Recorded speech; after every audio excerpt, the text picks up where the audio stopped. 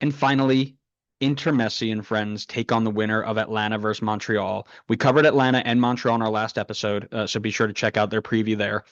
Miami have been covered about by every outlet in the world for some reason. I don't know. They got a decent, following or whatever, but they won the Supporters Shield. They earned a spot in the Club World Cup, and they are on the hunt for another piece of silverware.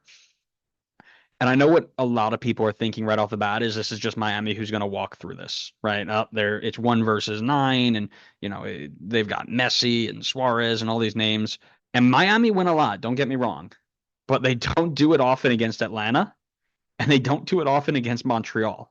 Atlanta beat them 3-1 and drew them 2-2. Montreal also beat them once and lost to them once, but they played them very, very close. Miami also has a very deep, long season that they've played, and some players might be fatiguing or need a rest. And a lot of people will say that it doesn't quite matter. Whoever moves on will be wiped off the floor by Miami in round one, but I don't think that's the case. I think that this is going to be a lot closer than people think because they know how to play them as they've shown when they've beaten them. Now, of course, the big kicker is Lionel Messi, right? Of those 4 games that we just talked about, Messi only played in 2 of them. One of them they won, one of them they lost with Atlanta.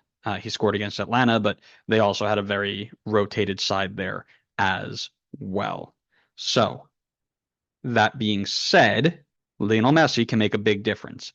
And because of that, I do think it's Miami who moves on, but I don't think they're going to move on and beat teams 6-2, 7-3.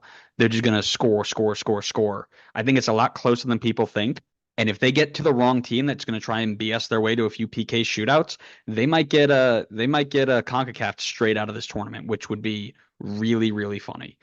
But I do think it's Miami who moves on here, and I think that whoever gets them next, as they go on, it only gets tougher from there. So I'm not super like ready just to give them the cup yet. I think it'll be a really, really fun tournament for them, but it's going to be proper difficult. I don't think any team's going to roll over to them like New England did.